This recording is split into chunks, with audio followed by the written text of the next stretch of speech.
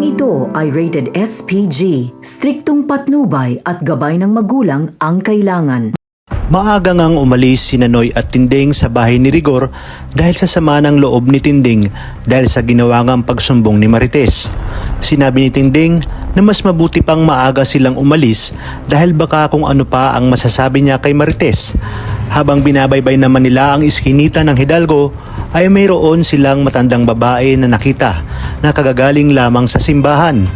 Mapapansin sa kanyang postura na isa itong mayamang babae dahil sa kanyang mga alahas at pananamit. Kaya naman naging target agad siya ng mga holdapper na nag-aabang sa Quiapo at kinorner ito sa hindi masyadong matao na iskinita. Sakto rin na makakasalubong sila ni Nanoy at Tinding, kaya naman hindi nagdalawang isip ang dalawa na tulungan ang matanda matapos ngang mahablot ang bag nito. Agad na kumuha ng 2x2 si Tinding at nakipagpatintero sa mga holdapper upang mabawi ang bag ng matanda. Kaya naman laking pasasalamat ng matanda at nagpakilala itong Cielo.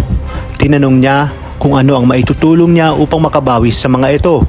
Kaya naman, sinabi ni Tinding na hindi siya humihingi ng kapalit kahit sino umano ay tutulungan siya kapag nasa alanganing sitwasyon. Ibinigay na lamang ni Cielo ang kanyang calling card at sinabi na tawagan lamang siya kapag kinakailangan ni Tinding ng tulong upang makabawi siya.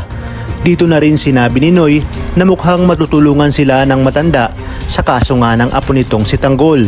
Ngunit ang hindi nila alam ay talagang may kaugnayan si Tanggol kay Cielo dahil siya lang naman ang tunay na ina ni Ramon Montenegro, kung kaya't tunay nitong apo si Tanggol.